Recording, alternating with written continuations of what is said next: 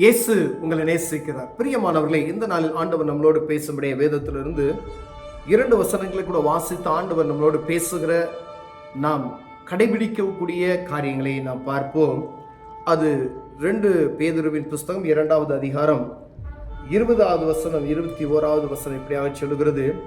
கர்த்தரும் இரட்சகருமாய் இருக்கிற இயேசு கிறிஸ்துவை அறிகிற அறிவினாலே உலகத்தின் அசுத்தங்களுக்கு தப்பினவர்கள் மறுபடியும் அவைகளில் சிக்கிக்கொண்டு ஜெயிக்கப்பட்டால் அவருடைய பின்னிலைமை முன்னிலைமையிலும் கேடுள்ளதாய் இருக்கும்.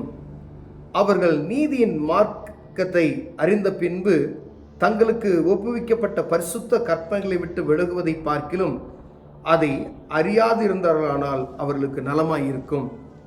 நாய் தன் கக்கினை தின்னவும் கழுவப்பட்ட பன்றி சேற்றுகளை புரளவும் திரும்பினது என்று சொல்லப்பட்ட மெய்யான பழமொழியே அவர்களுக்கு சம்பவிக்கும். பிரியமானவர்களே, உலகத்தின் ஆசை இச்சைகளுக்கு பிரித்து கர்த்தரும் இரட்சகருமாயிருக்க இயேசு கிறிஸ்துவை அறிகிற அறிவினாலே உலகத்தின் அசுத்தங்களுக்கு தப்பினவர்கள், ஆண்டவர் சொல்லுகிறார், உலகத்தினுடைய அசுத்தமான காரியங்களுக்கு பிரித்தெடுக்கப்பட்டு பக்திமான் நீதிமான் என்று சொல்லப்பட்டு இரத்தத்தினாலே கழுவப்பட்டு ஒரு மனிதன் நீதியின் பாதையில் நடந்து சென்று கொண்டிருக்கிற ஒரு மனிதன் மீண்டுமாய் உலகத்தினுடைய இச்சைகளுக்கு அடிமைப்படும் பொழுது, உலகத்தினுடைய காரியங்களுக்கு சிக்கிக்கொண்டு அதிலிருந்து வெளியே வராதபடி ஏதோ ஒரு சூழ்நிலை நிமித்தமாய் பாதிக்கப்பட்ட அந்த மனிதனை குறித்து அநேக நேரங்களில் எல்லாரும் பரிசுத்தவான்கள் கிடையாது. உலகத்தில் போய் நம்ம ஜெயிச்சுட்டு வரணும். உலகத்தினுடைய காரியத்துல எந்த காரியத்தை ஜெயிச்சுன்னா பாவத்தை ஜெயிப்பதற்கு, அதுக்கு தான் ஆண்டவர் சொல்றாரு, அவருடைய இரத்தத்தினால நான் கழுவி மீட்கப்பட்டிருக்கிறேன் என்ற நம்பிக்கை விசுவாசம் எனக்குள்ளும் உங்களுக்குள்ளும் இருக்கிறதா என்று பார்க்கும்படி அழைக்கப்படுகிறோம். பாவத்துல மேற்கொள்ளுவதற்கு ஆண்டவர் நமக்கு கொடுத்த அந்த கிருபை, அவர் நமக்குள் இருக்கும் பொழுது அந்த பாவத்தை மேற்கொள்கிறதான கிருபை ஆண்டவர் நமக்கு கொடுத்திருக்கிறார். பாவ மன்னிப்பு நிச்சயத்தை பெற்றுக்கொண்ட ஒரு மனிதன் இயேசு கிறிஸ்துவின் ரத்தம் சகல பாவங்கள் நீக்கி சுத்திகரிக்கும் என்பதை அறிந்து அந்த பாவத்தை ஜெயித்து நல்ல ஒரு வாழ்க்கை வாழ்ந்து கொண்டு இருக்கும் பொழுது, மாறாக திடீர்னு உலகத்தினுடைய காரியத்துக்காக பாருங்க, அசுத்தங்களுக்கு தப்பினவர்கள் மறுபடியும் அவைகளில் சிக்கிக்கொண்டு, அசுத்தங்களுக்கு விலக்கி தப்பினவர்கள் மீண்டுமாய் சிக்கிக்கொண்டு ஜெயிக்கப்பட்டால், அசுத்தங்களுக்கு தப்பினவர்கள் மறுபடியும் அவைகளில் சிக்கிக்கொண்டு ஜெயிக்கப்பட்டால் அவருடைய பின்னிலைமை முன்னிலைமையும் கேடுள்ளதா இருக்கும். மீண்டுமாய் அந்த அசுத்தமான காரியத்துக்குள் சிக்கி அதுல விழுந்துட்டோம் அப்படின்னு சொன்னா அவருடைய முன்னிலைமையும் பின்னிலைமை கேடுள்ள. ஒருவேளை ரட்சிப்பின் அனுபவத்திற்கு முன்பதாய் நாம் எப்படி இருந்தோம் அப்படின்னு சொன்னா ஒவ்வொரு வாழ்க்கையும் வித்தியாசமா இருக்கும். அது சொல்ல முடியாது. அது வர்ணிக்கிறதுக்கு அது ஒரு பெரிய ஒரு காரியம் கிடையாது. ஏன்னா ஒரு ரட்சிப்பின் அனுபவத்தை பெற்றுக்கொள்வதற்கு முன்பதாக ஒரு மனிதனுடைய வாழ்க்கையை பார்த்தா அது ரொம்ப என்ன இருக்கும், அதை நினைத்து பார்க்க முடியாது. மதுபான பிரியனாய், உலகத்தினுடைய அருவருப்பான பேச்சுகளுக்கு அடிமைப்படுத்தப்பட்டவனாய் நம்மை ஆராய்ந்து பார்ப்போம். ஏனால் நமக்கு சொல்லுவதற்கு அது என்ன செய்யும், வெட்கமான ஒரு காரியம் போல தோன்ற பிரியமானவர்களே. அப்படிப்பட்டதான காரியத்தை நம்ம செய்த நாம் மீண்டுமா ஏதோ ஒரு தவறான பாதையில் சென்று உலகத்தினுடைய காரியத்துக்கு விட்டு விலகி ஆண்டவருடைய காரியத்தை விட்டு விலகி ஓடி உலகத்தின் காரியத்தை பற்றுதலாய் இருந்து ஏதோ ஒரு காரியத்தில் மாட்டிக்கொள்வோமே. ஆனால் ஆண்டவர் சொல்கிறார், முன்னிலைமையிலும் பின்னிலைமை கேடு உள்ளதா இருக்கும். ஏதோ ஒரு இச்சை தான் மனிதனுடைய அந்த பரிசுத்த வாழ்க்கையை விட்டு என்ன செய்து வெளியே அவனை தள்ளுது. ஏதோ ஒரு இச்சை, அது என்ன இச்சையா வேணாலும் இருக்கலாம். பண ஆசையா இருக்கலாம், பொருளாசையா இருக்கலாம், பெண்ணாசையா இருக்கலாம், பெருமையா இருக்கலாம். எந்த 3 காரியத்தில் ஏதோ ஒரு காரியம், இல்ல நம்மளை அறியாமலேயே ஏதோ நம்ம செய்து கொண்டிருக்கிற காரியங்கள் பாவத்துக்குள்ள நம்ம தள்ளி கொண்டு போகும். பிரியமானவர்களே, இந்த காரியத்தில் ஏதோ ஒரு காரியம் ஆண்டரை விட்டு நம்மளை பிரித்தெடுத்து உலகத்தினுடைய காரியத்திற்குள்ளாய் நடத்தி செல்லுகிறது. அது நம்ம அறியாமையே அது நடக்கிறது.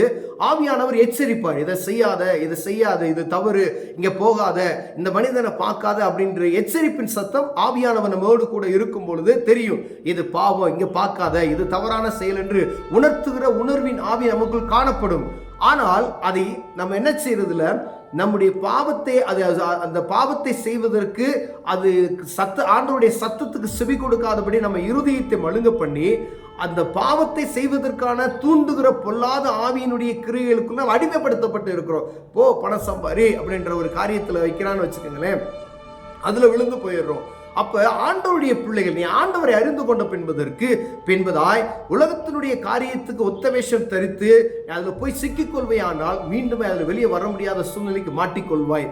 ஆண்டவர் சொல்றார், முன்னிலைமை பின்னிலைமை கேடுதான். நீங்க ரட்சிப்பு ஆண்டவரை அறிவதற்கு முன்பதை எந்த நிலைமையில நீங்க இருந்தீங்களோ அதோட ஒரு மோசமான நிலைக்கு தள்ளப்பட்டவர்கள். அதுக்கு கீழே ஒரு காரியம் சொல்ல, நாய் தன் கக்கினதை தின்றவும் பன்றி கழுவப்பட்ட பன்றி மீண்டுமா போய் சாக்கடையில போய் விழுகுது அப்படின்னு சொல்றாங்க பார்த்தீங்களா. அந்த பழமொழிக்கு ஒத்ததாய் ஒரு மனிதனுடைய வாழ்க்கை சம்பந்தப்பட்டு இருக்கிறது.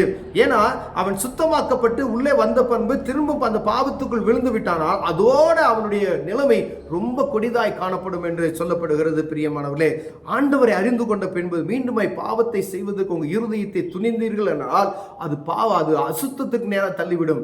அப்ப நீங்க ஆண்டவரை அறிந்து கொண்டு பின்பதாய் பாவத்துக்கு விட்டு விலகி ஓடுவதற்கான காரியத்தில் நீங்க எவ்வளவு தீவிரமாய் இருக்க வேண்டுமோ அந்த பய உணர்வு உங்களுக்கும் எனக்கும் காணப்பட வேண்டும். பிரியமானவர்களே, நீங்க ரட்சிப்பின் அனுபவத்தை பெற்றுக்கொண்டீங்க, பரிசுத்த வாழ்க்கையை கடந்து செல்ல வேண்டும் என்று நீங்க நினைத்து விட்டீர்கள் என்றால் மீண்டுமாய் உலகத்தினுடைய இச்சையில் உள்ள வரும். ஆசை வரும், பண ஆசை வரும், பொருளாசை வரும், எல்லா ஆசையும் உள்ள வந்து உங்களுக்கு படம் போட்டு பிசாசானவன் காண்பித்து கொண்டுதே இருப்பான். உங்களுக்கு அவங்க இப்படி இருக்கிறாங்க, நம்ம ஏன் இப்படி இருக்கிறோம், அதெல்லாம் கிடையாது. ஆனா அந்த ஆசைக்கு அந்த ஏதோ ஒரு ஆசை நமக்கு தெரியும். உங்களுக்கு நான் பேசிக்கொண்டு இருக்கும் போது உங்கள் இருதயத்தில் ஆண்டவர் உங்களுக்கு பேசுவார், இந்த காரியம் எனக்குள்ள பெரிதா தெரியுது, அவங்க செய்யறாங்க, நான் செஞ்சா என்ன அப்படின்னு. அப்படிப்பட்டதான காரியம் உங்களுக்குள்ள வரும் பொழுது, உதாரணமா ஜெபிக்கிற நேரத்தை நீங்கள் களவாண்டா அப்படின்னு வச்சுக்கோங்களேன். 1 மணி நேரம் ஜெபிக்கிறாள், நீங்க ஜெபிக்காமே இருக்கிறீங்க, 10 நிமிஷம் ஜெபிக்கிறீங்க அப்படின்னா உலகத்தினுடைய காரியம் உங்களுக்குள்ள கொஞ்சம் கொஞ்சமா உள்ள வருது அப்படின்னு நினைச்சுங்க. ஸ்லோ பாய்சன் சொல்லப்படும் பார்த்தீங்களா, கொஞ்சம் கொஞ்சமா உங்களுடைய ஆவிக்குரிய வாழ்க்கை கொண்டு இருக்கிறது என்பதை மாற்ற நீங்கள் புரிந்து கொள்ளும்படி அழைக்கப்படுகிறீர்கள். பிரியமானவர்களே, அப்படிப்பட்டதான சூழ்நிலை உங்களுக்குள்ள இருக்கிறது, எனக்குள்ள இருக்கிறது என்றால் ஆராய்ந்து பார்க்கும்படி ஆண்டவர் ஒரு விசேஷித்த ஒரு வாய்ப்பை நமக்கு கொடுக்கிறார். ஆண்டவரை அறிந்து கொண்ட பின்பதுக்கு உலகத்தினுடைய காரியத்துக்கு இச்சைகளுக்கும் அடிமைப்பட்டு போய்விடாதபடிக்கு எச்சரிக்கையா இருக்கும்படி ஆண்டவர் இந்த நாள் உங்களோடு என்னோடு பேசுகிறார்.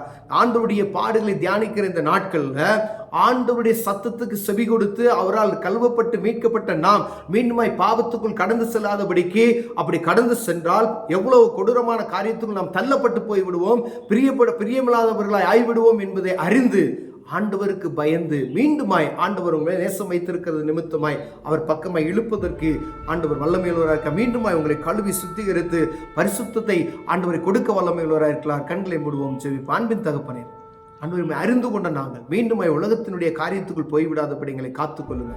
இயேசுவின் நாமத்தில் பிதாவே, ஆமென்.